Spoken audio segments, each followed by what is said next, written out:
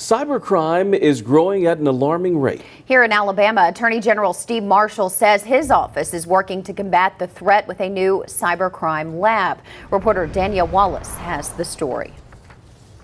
Getting to the bottom of cybercrimes can be a challenge for law enforcement. That is where this new Cybercrime Lab steps in, providing cutting-edge tools for online investigations. Whether it be a cell phone that can be used, whether it be a computer, some type of computer that may have been used in it, this lab and labs like it across the state can be are utilized to provide investigative support, another investigative tool in those type of crimes. The lab houses 6 workstations that also have the ability to investigate child sex exploitation, human trafficking, data breaches, and ransomware. Some of the older versions of ransomware, we can actually go in, we can do a forensic acquisition of the data that's on the drive, and we can find some evidence there in the remnants. But when it comes to last year's ransomware attack in Montgomery County, there are new versions of ransomware that come out that kind of keeps us going, and we're kind of playing catch up. So unfortunately,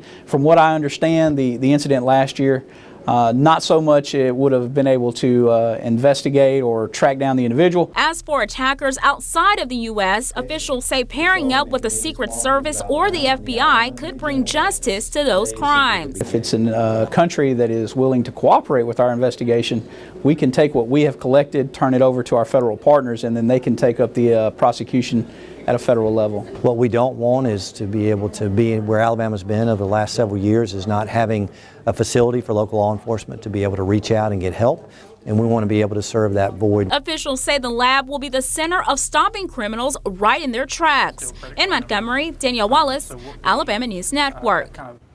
And in addition to the new crime lab, the Attorney General's office is also offering a new website link for Alabama law enforcement and operators of victimized payment card systems to report suspected card skimming devices.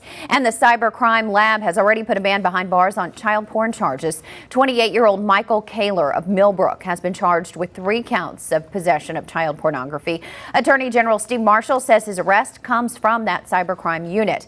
If convicted, Kaler faces up to 30 years in jail and up to a $45,000 fine. He's being held in the Elmore County Jail on $30,000 bond.